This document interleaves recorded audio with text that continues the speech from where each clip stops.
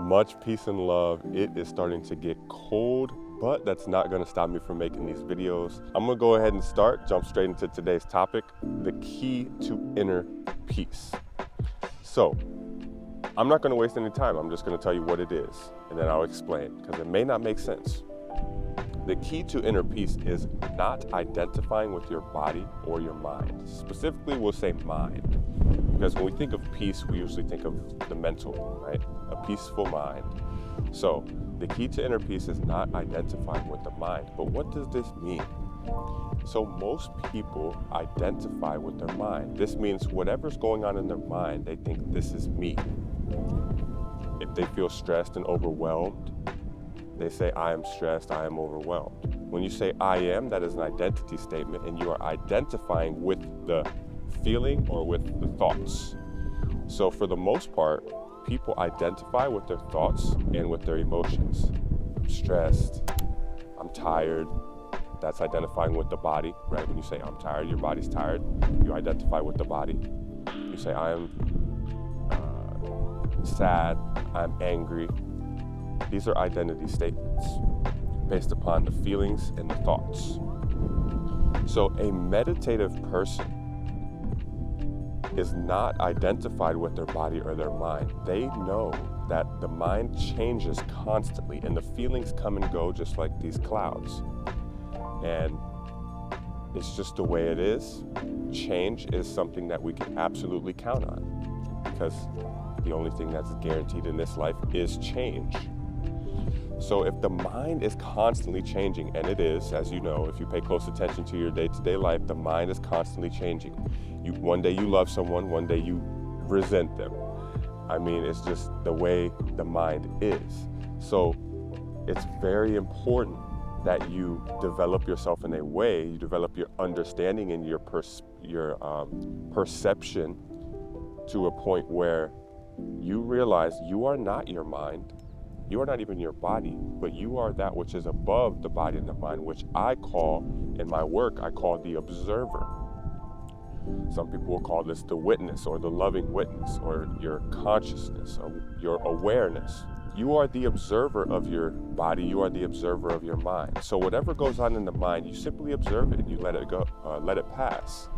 You don't put too much significance, if any significance at all, on what happens in the mind.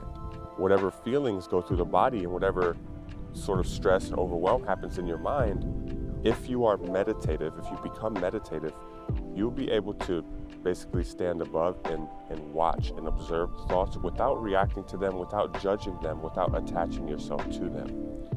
This is very, very important that you develop yourself in this way. Otherwise, suffering is going to be inevitable.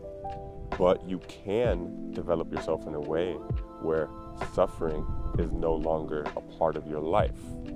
Pain, yes, pain is inevitable, but you turn that into suffering within yourself by identifying with the body and by identifying with the mind.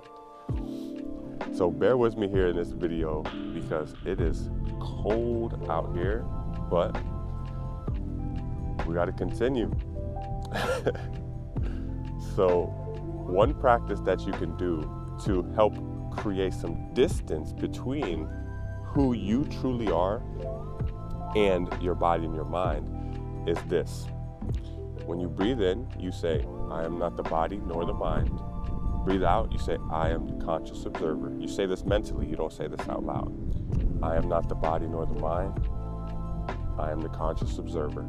You do this for 5 to 10 minutes. I also have a guided meditation that I can link in the description if you want access to that guided meditation. It's the same thing. It's just guided. I would recommend you start there. So just think about this for a moment, right? You say, I have a body. Like if I were to ask you, actually, if I were to ask you, do you have a body? You'll say, yeah, I have a body. If I were to ask you, do you have a mind? You'll say, yeah, I have a mind. So there's obviously something more fundamental to your existence than the body and the mind. Isn't this true? Yeah. Think about that. Contemplate on that for a little while. You have a body, you have a mind. Who is that you that has a body and that has a mind? There's a higher dimension of who you are. There's that observer, that witness, that awareness. As long as you have an awareness that you have a body and a mind, that means you are not the body or the mind. And when you function from this state of being, then your life will never be the same. It's like a paradigm shift. Whatever goes through the body, whatever feelings you feel, you realize they pass just like a cloud. Whatever thoughts go through the mind, you don't give them much significance. It's okay.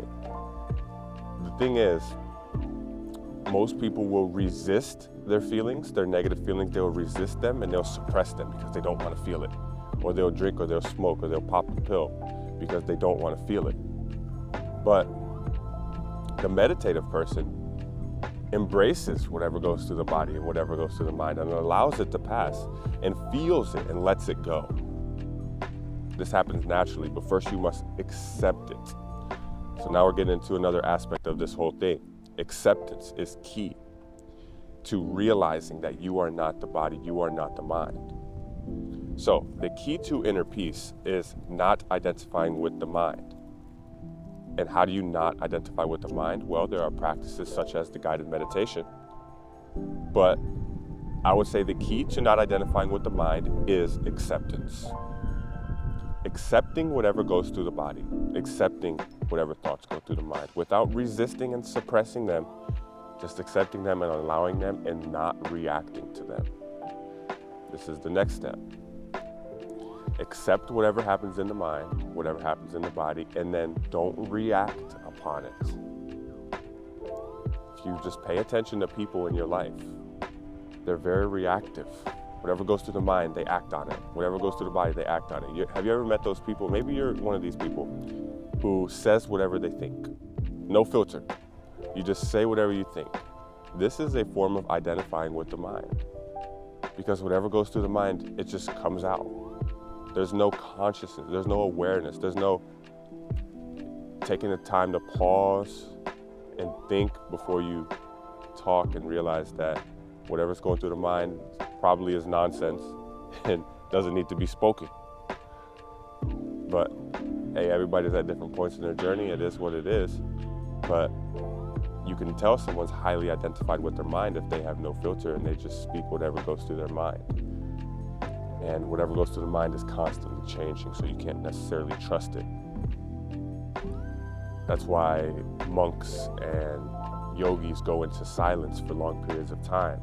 They don't speak for days, weeks, months, sometimes even years, because they are consciously taking the necessary action to distance themselves from their mind. And as long as you the more that you practice distancing yourself from the mind, the more the mind starts to quiet down. So, with that being said, I think that's all for this video. If you're new to the channel, subscribe, hit that like button, leave a comment below. It just helps get this content out to more people.